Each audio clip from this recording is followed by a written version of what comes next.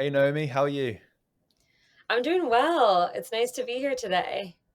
No, it's my absolute pleasure. Like we just for the listeners, we had a bit of trouble finding the relevant platform because Zencaster was not working. We had to use Skype. No, we had to use Zoom, and I was a bit like, oh no, like I think things might go wrong because I've never recorded on Zoom before. So I'm glad we're back in my home, Zencaster, my trusted friend. I know what's going on now. It's all good. So How's yeah, your so week going, Sina? will be good. How's your week going? Yeah, really good. It's just like been pretty hectic trying to grow Wing and like been reaching out to a few businesses that want to take some metal cards, which would be really cool. We haven't launched it yet, but with this first business, hopefully we'll launch it with them, and it'll be like a big thing for us. It'll be a big step because it'll be our first client. And then from there, hopefully, like the metal card will kind of take off because we're really excited about the metal card. It'll be a lot more premium than what we're offering now. Um, so yeah, really excited for this week and also like the following few weeks to see what happens on the B2B side. But your startup is like it's all B2B, isn't it? B2C, sorry. It's both. It's B2C and B2B. As an entertainment company, we're releasing a lot of stories for listeners directly. And so we interface with them through all our podcast platforms where we release our audio stories. And then on the B2B side, we definitely have, an interest in starting to form content partnerships, brand partnerships. Um, there's a Hmm. lot of like licensing and sales of IP. So it's both. Yeah, that's really interesting. I didn't really think about that. This is like I was telling you this before we hit record is that we've had so many different varieties of startups on the podcast before. I could list them all, but like there's way too many. This is episode number 65 or 66. And never I like to my just off the top of my head, I don't think we've ever had anyone within entertainment. It's a very traditional industry.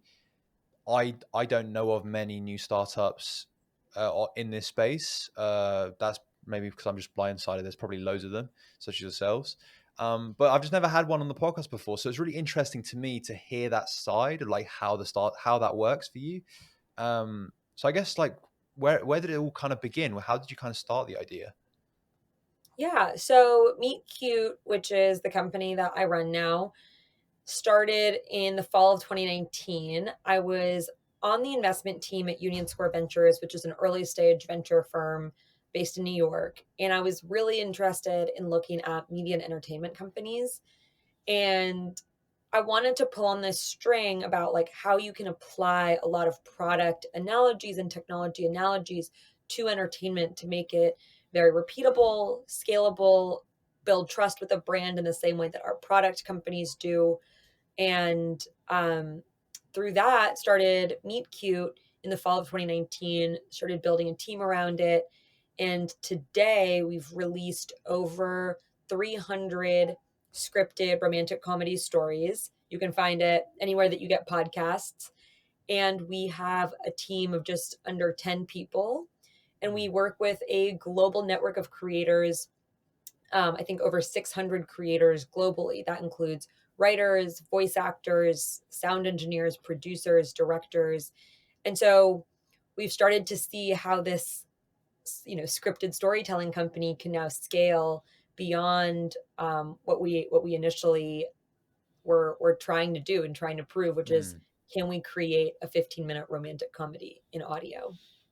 Yeah, that's so interesting. There's so many things I want to unpick in that. So I guess like firstly, when you were working at your VC job and you were seeing, the different varieties of entertainment and romantic comedy was something that stood out to you. Why? What was the sort of like decision making process to go into that specifically? And then like, yeah, let me just ask you that. I'm really interested. Yeah, I think what we identified early on is that there wasn't a ton of VC backed entertainment companies. And I think a big reason for that is the risk profile for storytelling and entertainment looked very different than the risk profile of a product company. And so As a result, we found this kind of gap in the market where the way that VCs traditionally invest, it didn't feel that comfortable to invest in entertainment in the way that entertainment investors invested. They didn't understand a technology platform as well. And so, kind of like bringing those two groups together and bringing those two ideas together meant that we opened up a new part of the market that felt really unique, really interesting, and something that both types of investors and both types of partners could get excited about. And that was what was Mm, really enticing to me as like a reason to start a new company, was bringing together two new ways of thinking into one product and into one company. And so when people ask me what Meet Cute is, I often say it's really a storytelling incubator that sits at the intersection of Hollywood and Silicon Valley. And our job is to create a scalable business that makes like Hollywood level entertainment for people. mm. So explain to me, because I know a lot of people might be puzzled. How does that actually work? Yeah. So early on, we weren't sure whether we wanted to build out a writer's room and just have a staff of writers and producers in house, or work with a wide network of creators globally. And so we kind of tested both of those options where, we made our first story, we made our second story, our third story, and we're experimenting and we're figuring out how simple and streamlined can this process be, what types of stories are engaging to our listeners, what types of stories do people stick around for and share with their friends, where in the story do people drop off, do people like music versus not music. There's so many different nuances in storytelling that we can unpack. And so as I was going through this process of like building a team, we were experimenting a lot with these different models. We started kind of building the creative process that we use today. And now we work with a very broad group of creators. We have a development pipeline for writing the stories, we have a production pipeline for actually making the stories. And then we go into post production, which is editing and pulling sounds in and music. You know this process well, running a podcast. Hmm. But for scripted storytelling, we need to be really purposeful about this pipeline and this process and make sure that we're not, um, creating a lot of anomalies in the process, because we want Mm. a consistent product for people, like a 15-minute scripted episode, while at the same time being able to infuse it with a diversity of voices. So those two things are really important to balance to us. And that was what we figured out in our first year of being a company. Okay, cool. So I guess you're the sort of overarching uh, brand that kind of connects all these different things together of the content creators, the voice actors, and all of those things. I guess you never write the scripts and do the recordings yourself, but you're the ones that connect all those different things together, and then you publish it Yeah, on on your platform.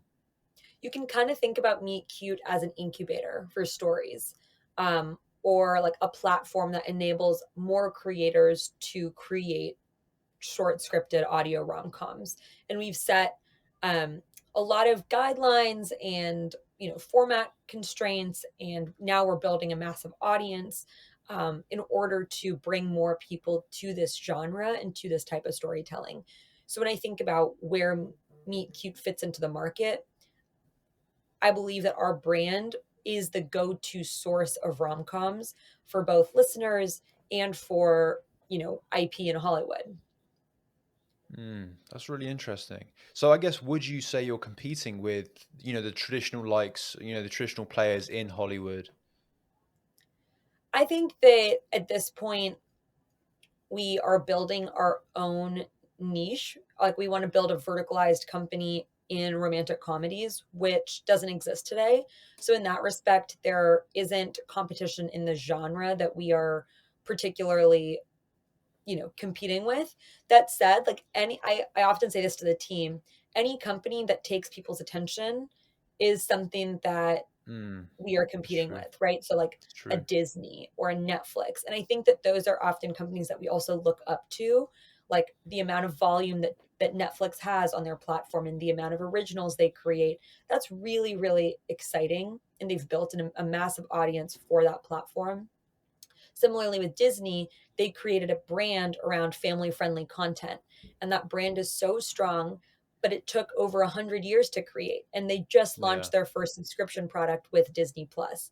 And so Meet Cute, I think, is trying to build the Disney for rom-coms, but then move really quickly into that phase of building community, building a platform for these stories, and do it in a much shorter time frame because we have access to all of these digital pipelines like social media, like the Mm. podcast platforms, ways to build a community. And so I think that looking at those companies as both inspiration and, how can we build the Disney for rom-coms is a really interesting way to kind of set a north star for where we think Meet Cute is going.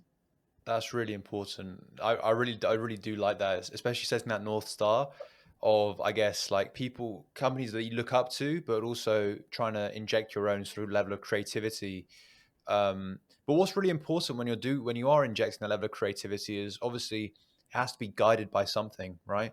So what I would love to ask you is around the sort of validation process that, you know, are people actually looking for this? Do people actually Mhm. want to have rom-coms on this sort of platform? So I guess like for you, because you're innovating in a very traditional space, um, that's actually has been innovated quite a lot in the recent years, actually. But how did you kind of test that? Yeah, this is so important. And Meet Cute is very much of a data driven company where we get a lot of data around who our listeners are, how long they listen for, what time they listen at, where they live in the world. And I think that those are really interesting signals that allow us to make these stories continuously better. And so, like the first time we decided to make a story, we had no idea what the right time constraint was. This could have been a 5-minute story, it could have been a 40-minute story. We ended up settling on 15 minutes because we found that people really stuck around for the entire 15 minutes and didn't drop off. And so, and this is very unique in scripted storytelling where you have a bunch of news podcasts that are quick and snappy, but Mm. stories often people needed to have longer story arcs. And so we set out to kind of flip that assumption on its head and say, what does it mean to create a 15-minute story? So that was the first thing that we experimented with and saw that there was a lot of engagement around that time. And we also have broken up our stories into these 5 3-minute chapters. And every chapter for us mirrors a part of a rom com. So in rom coms, you often have the meet cute moment, which a meet cute is the first time that two characters kind of serendipitously bump into each other in the world. And Mhm. then you have some kind of conflict, a journey, a resolution, and a happily ever after. So there are like five distinct parts of a romantic comedy that fit really nicely into our stories because we've created the format to be that way. Um, with that though, we tested endlessly the types of characters that we were putting in there, the types of music we were putting in there, where we put cliffhangers in our And stories, this is all and this is all data driven. all data driven because we have access to when did people drop off from the story? Did people Mm. stick around to the end of the story or did they leave at 5 minutes? Why did they leave at 5 minutes? What happened in that second chapter that made them drop off?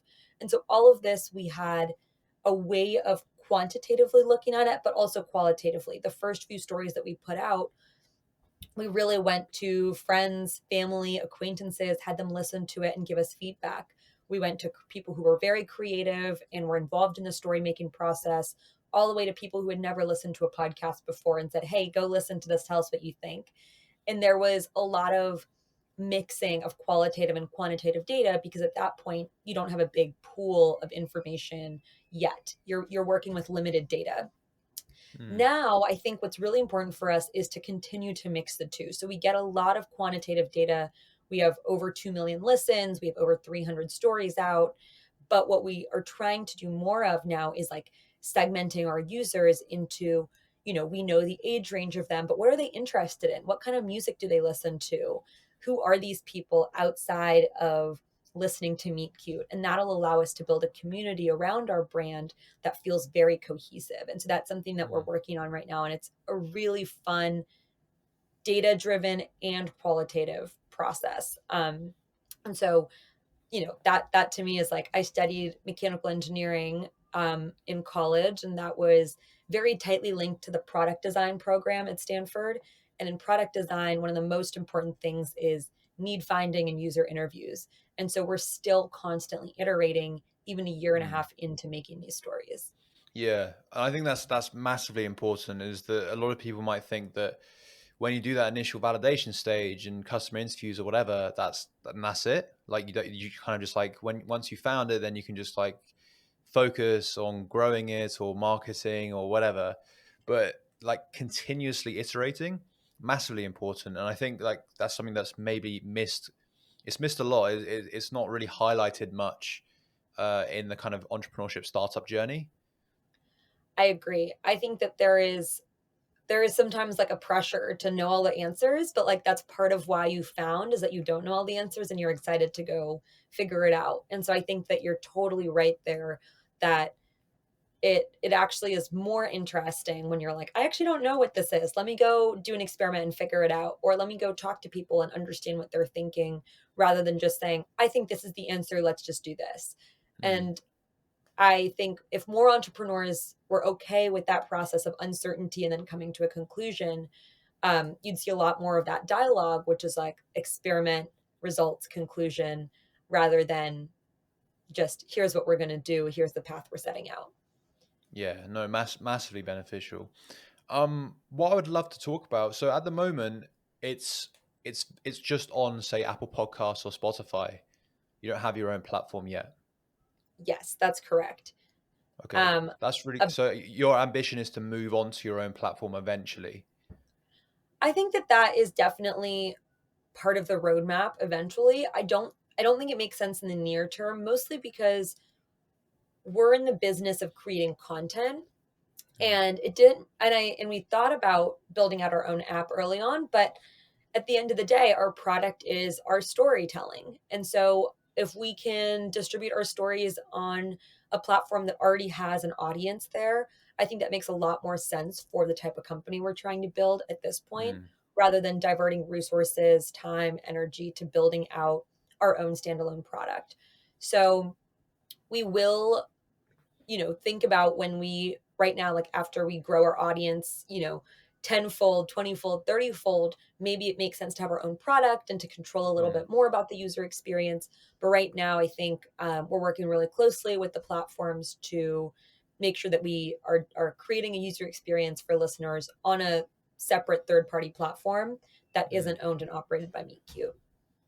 I think that's a really clever decision, and I think when you're kind of, especially when you're early stage and you're kind of still iterating and stuff like that, I think it's really important to find creative ways to translate the value that you have to your end user, and if that is by using Apple Podcasts, Spotify, existing platforms that are good, they've been out there for a long time, they already have an established audience there that can find you, then what is the benefit of building your own thing? And I think a lot of people kind of when they're starting, they're like, no, it needs to be our thing, and then it needs to be we need to build all these different features. And it's like just think about the value that you're delivering. You don't have to kind of think about all the different bells and whistles. If you can find something that's already out there that you can host your product on, then like as long as your value is being delivered in some sort of way, then that's all it Exactly. takes, really, isn't it?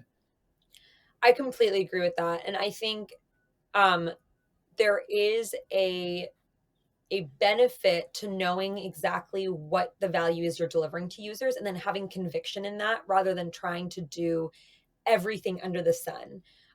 Because Mm, maybe you're not going to be the best app on the App Store, but maybe you are going to be the best storyteller in Apple Podcasts. And knowing where you yeah. want to put your resources and derive and have your users derive value from, I think is so important because if you do everything, then you're not going to be good at anything. So I think having some blinders on what your focus is, this goes to like what we were talking about with North Stars too, is really important. And there's a reason, like going back to the Disney analogy, that Disney did not launch their own subscription service until like 80 years after they were founded. They just started Disney Plus, but before that, they built a brand just through their stories and distributing on a wide, network of platforms. Mm. Yeah, yeah. Naomi, I'm conscious like we don't have that much time left, so I'd love to talk about, I guess, the future of Meet Cute. Like, I guess, what is a sort of what's kind of like growing? What are you growing towards? What do you kind of want to be? And I guess also because this is obviously an entrepreneurship podcast, this is sounds like a very unique business model to me. I mean, obviously you mentioned subscription services, something like a Netflix or a Disney Plus. But I guess where do you kind of see it going, and where do you kind of see the business model going? Yeah, it's a great question. So where I see Meet Cute going as a company is really being the defining brand in the romantic comedy genre. And when I say vertical business model, I mean like everything from audio to video to socials to a community to merchandise, live events, maybe even one day an amusement park, right? So there's like Mm, no upper limit to the amount of engagement that you can have with the community once they love the product, love the stories, love the characters that you're creating. And I think that that is something that takes time. It takes a lot of effort to make sure that you are connecting to your audience. Um, in terms of business model, like all of those are potential paths for monetization. And so our first challenge and our first goals as a company are around just growing the audience and scaling these stories to as many people as possible. And, we have a really good sense of like what our core demographic is. But I think that there are ways to expand the core demographic of who is enjoying scripted rom-coms. And we're actually actively trying to redefine who the rom-com listener is or viewer is through our stories. So making this as engaging to a 50-year-old as it is to a 20-year-old, making it as engaging to men as it is to women, like really figuring out how we can make this an expansive community. And the second thing is really listening to our users because maybe there's more appetite for a subscription app than there is for movies, or maybe there's more mm, appetite for seeing Meet Cute in theaters than there is for downloading an app. And so I think yeah. that a big part of this process is understanding, similar to our conversation about iterating, understanding what users actually want as we grow rather than saying this is what we're going to do and going after it. So Yeah. I like to say that oftentimes like the business model will reveal itself to us as we scale our audience rather than being super narrow-minded about what we're building. Um, Mm. I think that is probably the most exciting part about building a company because you can have a ton of conviction in the product you're building and still have things that are flexible in the roadmap. So maybe instead of, building out a product next year, we push that out to 5 years because we find that there's a lot more appetite for video and taking our content and converting it to a video format.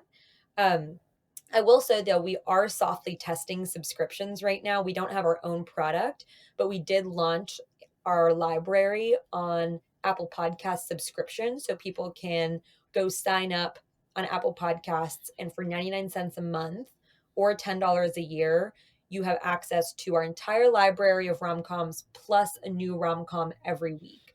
So it's like, Mm. we're starting to say if you're a super fan of Meet Cute, if you love these stories and you want this every single week, you want that like spark of joy, then that's a product that's out there for you. Again, partnering with a third party platform rather than building it on our own in house because um, we're really focused on just making the best quality stories at this point. That's quite funny to me because that's a new feature from Apple Podcasts, and like it sounds like I remember getting that email. Um, it was only like a month ago, I think now. We So just it's launched it good a month to ago. yeah, yeah. So it's quite funny that I guess you took use of it, and because I didn't actually think at the time. I was wondering like how useful it would be, how many people would use it, but it sounds like for you, it's worked really nicely to be able to test that side of your business model, which is I didn't think it. Yeah, it was kind of like surprised me. It's pretty cool to see that. Absolutely. Yeah. I think this is part of experimenting and saying, we have so much content being generated at Meet Cute. Let's create an opportunity for our listeners to engage with us on a deeper level and, start to test what that conversion is like. Hmm. Yeah, no, 100%. What I'd love to talk to you about, Naomi, for the last like 6 minutes or so, um, is about, I guess. you've built this company, and I guess that community aspect is so important. Once you build that community, you kind of that can translate to any other platform, right? So that's the real value for you. But I guess you said at the beginning of the podcast, VCs don't really traditionally invest in entertainment. So I guess like you being from a VC background, firstly, why is that? Why is that the case? And I think you talked about the risk profile, but secondly, I guess how did you convince them to invest in you? Yeah, I had a pretty unique experience. When I first launched Meet Cute, I was working really closely with the investors that I actually used to work for at Union Square Ventures. So that ended up being a really seamless transition from investor to entrepreneur. And by seamless, I don't mean that it didn't have any hiccups. I think that part of it was trying to figure out how to do two jobs at once and um, convincing them that, like, here's the business model, here's what we're trying to do, here are the experiments we need to run. Um, but I just fundraised last November and brought on a bunch of new investors as well. And what really convinces them at the early stages is having conviction in the idea and conviction in the team. At this point, there isn't a huge amount of revenue to look at or spreadsheets to dive into. It really is just, is this the right team to be working on this idea? And kind of like, you know, just taking a minute to test our ideas and say, like, okay, what if you did it like this instead, and see how we react to it. So it really is, how do you think about the market and where you fit into the market? That's product market fit. So like your Mm, seed stage and your series A, those are the things that I think are the most important to address with investors. um, Raising in the pandemic was a hugely different experience than raising my series seed round in person. And so I think I also had to spend a little bit of time talking about, like, how this business is resilient in a pandemic, how when the rest of the entertainment industry shut down, Meet Cute continued to produce stories. And that was a pretty unique aspect of our business compared to yeah. other Hollywood and entertainment enterprises. Um, so I think, like, the combination of conviction in our idea, the team that we've created, and honestly, like, bringing them alongside our North Star vision of being the Disney of rom-coms for the Gen Z millennial audiences that we've attracted to date, are probably the most important. And then showing how willing to experiment we are until we find that community of people that are gonna stick around forever. That is, I think, how we sold venture investors on um, investing in a Hollywood slash entertainment incubator of stories. Mm. Well, for an entertainment company though, like what traditionally, I guess you've incorporated a lot of tech in your company, but I guess traditionally, why is their risk profile a lot higher than other firms that they would typically Yeah. go for? So entertainment is generally hit driven, where you invest a ton of resources, talent, marketing, PR, all of that into making one title become a hit. And Mm, there's no way of telling how successful that title is until it's released. And so that profile is very different from investing in a product where you can start to build a small community, grow that community, and repeatably test that idea against a larger and larger audience. And so, like, we combined those two and said, we're going to try and make a ton of hits. Like, every one of our story is something that we think could be its own feature or its own TV show, but we're going to do it by scaling our audience and building trust consistently with an audience in a way that resembles a product company. So it's like, if you smash those two ideas together, you can kind of see the intersection of those two risk profiles between entertainment investors and venture investors. mm. Yeah, no, that's definitely true. Naomi, I'd love to wrap it up. I'd love to talk to you more, but we have to wrap it up there.